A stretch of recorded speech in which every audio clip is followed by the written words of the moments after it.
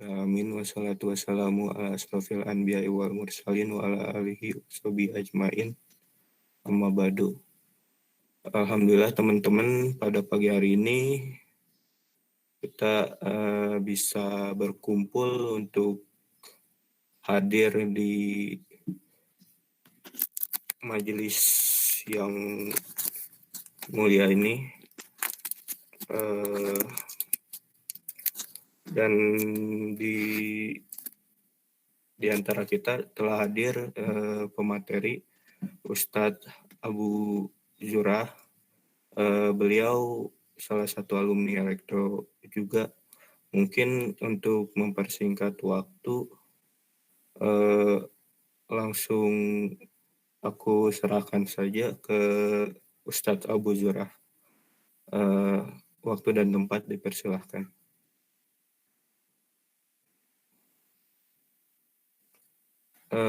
Ustadz, mohon maaf, masih ke mute.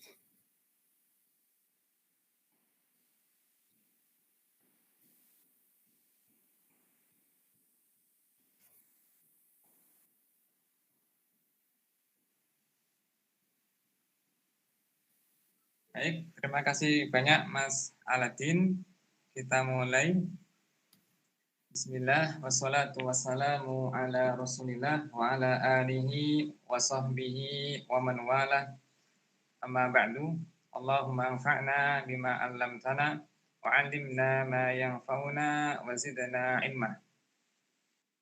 Teman-teman sekalian yang saya cintai dan saya banggakan, teman-teman teknik elektro dan barangkali juga dari jurusan yang lainnya, maka ini adalah pertemuan yang pertama kita dalam mengisi hari-hari kita dengan kebaikan, menambah ilmu syar'i yang mudah-mudahan dengan itu sebagai pemberat timbangan kita di akhirat, dan juga menambah takwa kita dan menyempurnakan penghambaan diri kepada Allah Subhanahu wa Ta'ala, juga sebagai bekal kita ketika nanti kita dalam kehidupan ini menjalani berbagai macam problematika, ya, ujian, musibah, semua ini butuh panduan syar'i yang Allah Ta'ala turunkan berupa Alkitab dan Sunnah, sehingga kita ringan dalam menghadapinya. Untuk itulah Allah Subhanahu wa Ta'ala menurunkan syariatnya, menurunkan Al-Quran. Toha ma anzalna 'alaikal Qur'ana litashqa. Toha, ya, kami tidak menurunkan Al-Quran ini kepada Anda, wahai Nabi, untuk menjadikan Anda sengsara. Artinya justru menjadikan Anda lebih tenang, lebih bahagia, lebih ringan dalam menghadapi segala problematika kehidupan, terutama yang nanti hendak menempuh kehidupan keluarga bersama anak, bersama istri.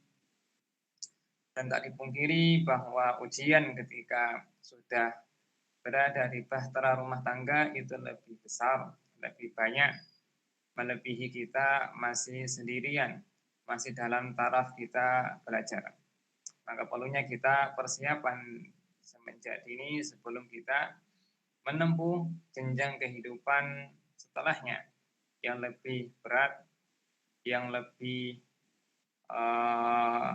banyak gelombangnya, banyak rintangannya, banyak durinya.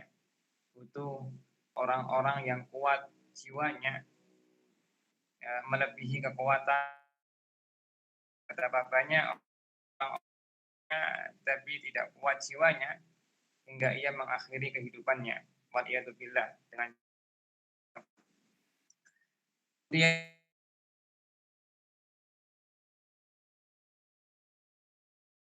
utama daripada sholat sunnah. Dalam satu riwayat lebih utama daripada ibadah-ibadah sunnah. Maka antum ketika melihat ada seseorang, ya kan, mahasiswa misalkan, ya, puasa Senin Kamis, ya kan, tiap Senin puasa, tiap Senin Kamis puasa, waktu istirahat duha sholat, kita katakan ia laki-laki yang luar biasa, tumbuh dalam ketaatan, ya, kasih jempol, ya kan? Tapi tahukah kita ada laki-laki yang lebih hebat daripada itu, yaitu yang sabar duduk mendengarkan ilmu. Karena menuntut ilmu lebih utama daripada ibadah-ibadah sunnah. Sebagian ulama mengatakan tafakkuru sa'atin ahabbu ilayya min alfi raq'atah. Aku memikirkan sebuah ilmu 1 jam. Sa'ah itu bisa bermakna sejam, bisa bermakna sesaat. Ya, dalam kurun waktu yang tidak begitu lama. Itu lebih aku sukai daripada aku sholat 1000 rakaat. Maka kita akan melihat betapa semangatnya para ulama zaman dahulu dalam menimba ilmu syar'i. Ya, ilmu syar'i adalah harta mereka yang paling mereka cintai melebihi segala-galanya. Hingga dikatakan, diceritakan, ya, sebagian mereka mendapatkan warisan bapaknya yang banyak sekali, tapi semuanya dijual demi untuk menuntut ilmu, membeli kitab dan safar perbekalan. Dan mereka juga, ya, butuh uang karena mereka tidak bekerja, sibuk dengan menulis hadis Nabi Shallallahu Alaihi Wasallam. Hingga Allah Taala mengangkat derajat mereka fi illiyin. Kembali kepada hadis yang kita renungkan bersama. Siapa yang menuntut ilmu syar'i, menempuh jalan untuk menuntut ilmu, maka Allah akan mudahkan baginya jalan menuju surga. Di dalam hadis ini juga terdapat isyarat bahwa, ya kan, menuju surga, ya kan, bukan dengan ilmu itu amat bahaya, karena bisa tersesat di jalan. Bagaimana manusia jika safar menempuh sebuah jalan dan ia tidak memiliki ilmu tentangnya, ilmu tentang jalannya, ilmu tentang safarnya, ilmu tentang daerah yang ia tuju, dikhawatirkan dia dimakan binatang buas, dikhawatirkan dia tersesat di hutan, tidak bisa pulang, tidak pula bisa sampai ke tujuan. Makanya Allah Ta'ala mencela orang-orang, ya, dalam surat Al-Fatihah, yang mana mereka menyembah Allah, mencari surga Allah bukan dengan ilmu.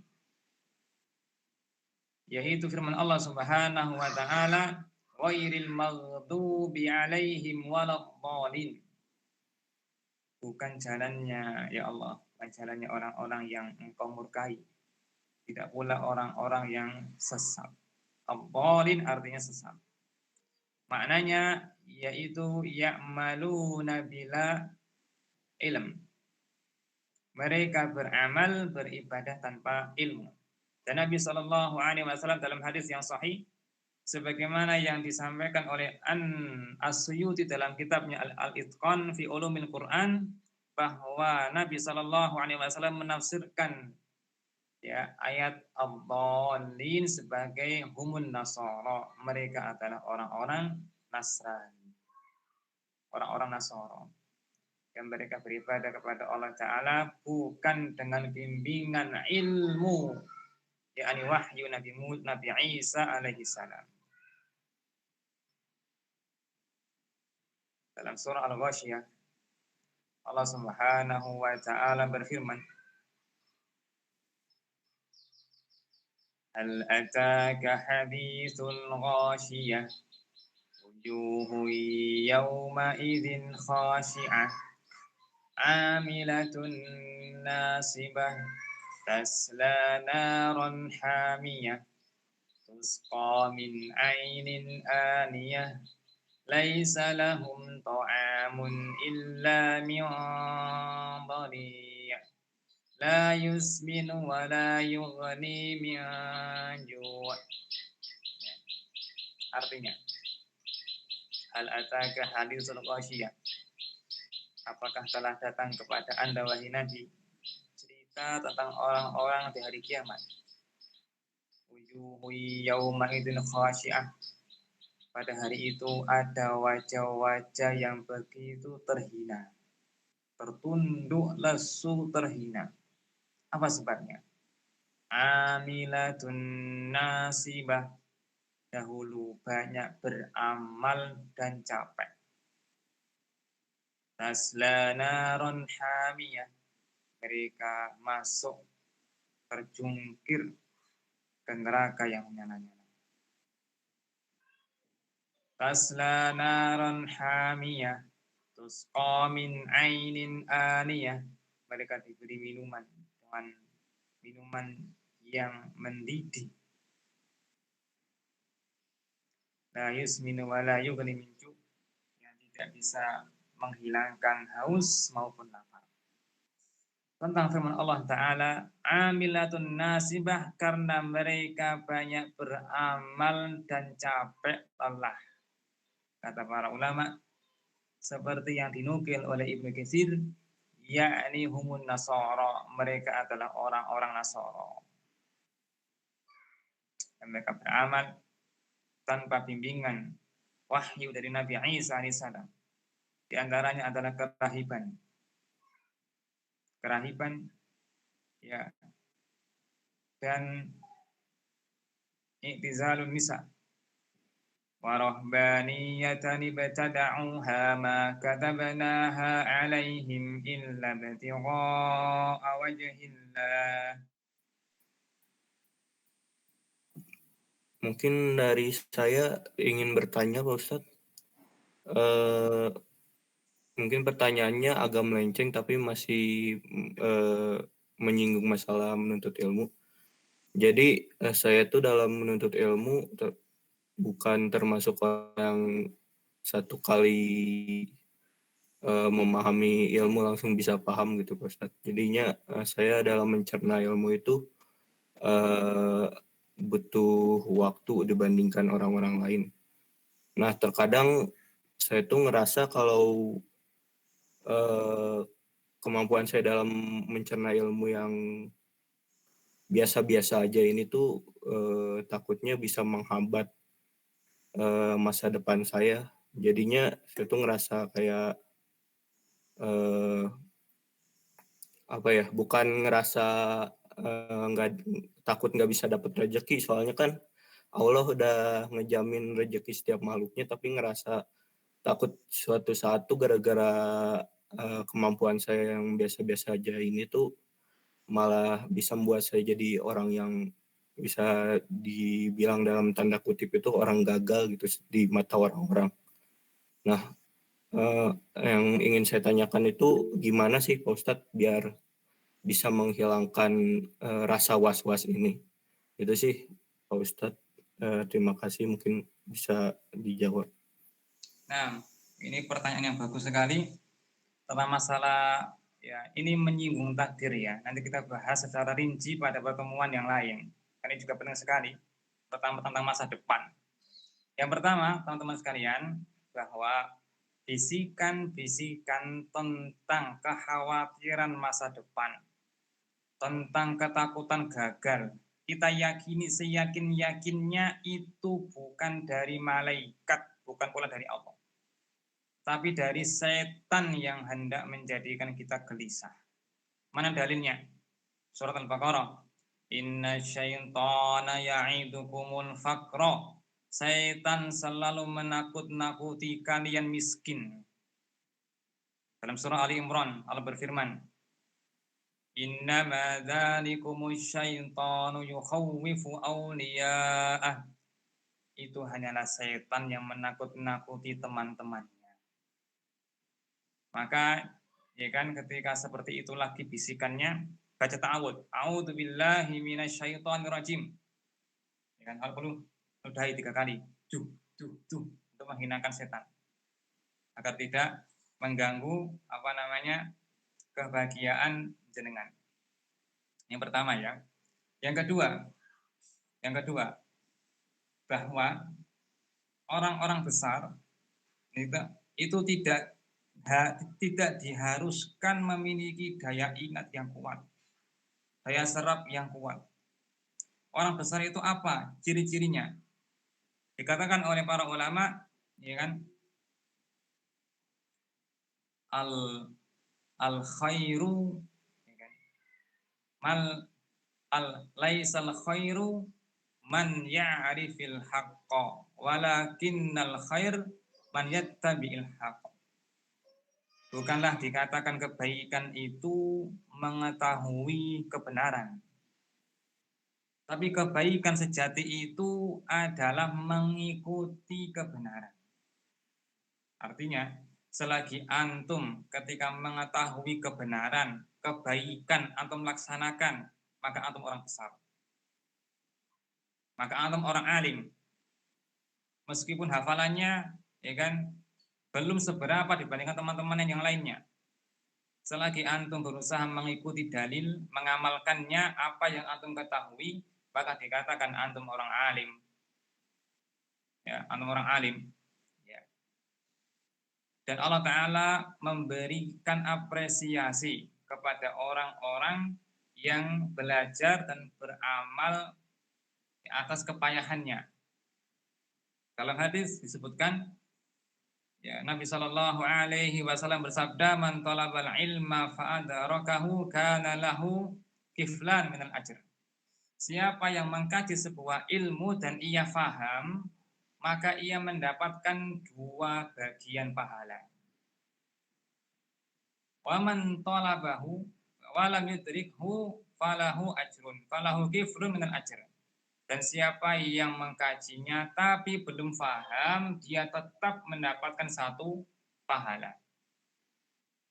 Yani pahala apa ini? Pahala capeknya, pahala dia kesulitan, itu ada pahalanya, ada catatannya, ya kan? Dan itu yang kita cari. Kita mencari apa sih? Ilmu? Bukan. Ilmu itu hanyalah sarana. Apa yang kita cari? Pahala. Kita ingin menjadi orang alim agar pahala kita besar.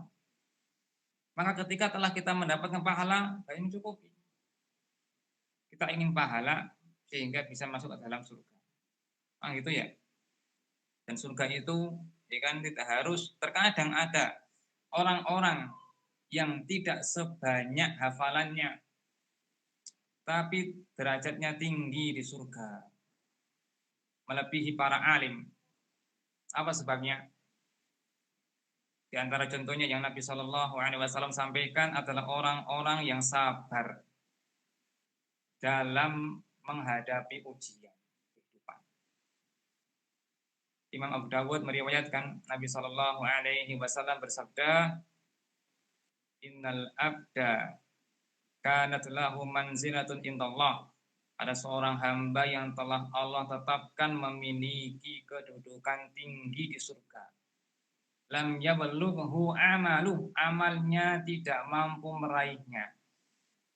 Mungkin dia sholatnya pas-pasan, puasanya pas-pasan, ilmunya pas-pasan. Ibtalahullahu fi jasadih, maka Allah Ta'ala memberikan ujian kepadanya dalam jasadnya, seperti penyakit. Awaladin, ya, atau anaknya, seperti mandul, atau meninggal anaknya, atau anaknya durhaka sementara ia sudah mendidiknya.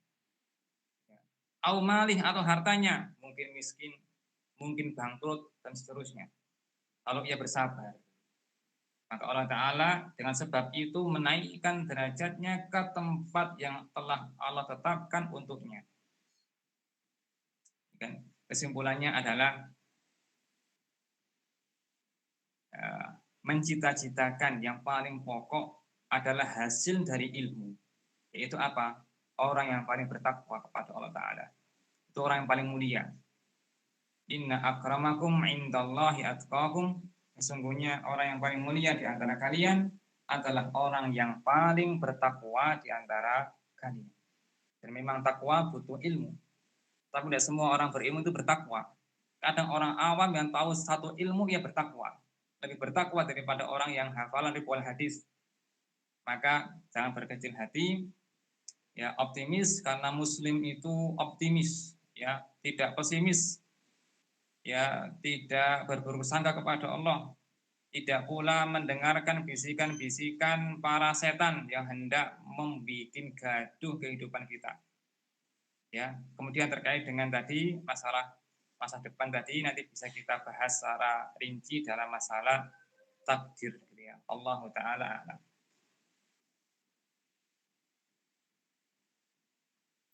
Baik, jazakallah khairan Ustadz. Dari teman-teman ada lagi nggak yang ingin bertanya?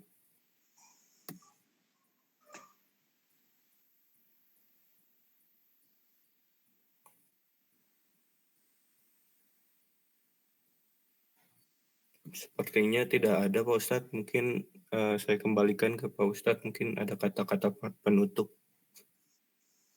Ya, sebelum kita akhiri, ya saya mengucapkan terima kasih banyak atas kebersamaan teman-teman sekaliannya dan tetap bersemangat.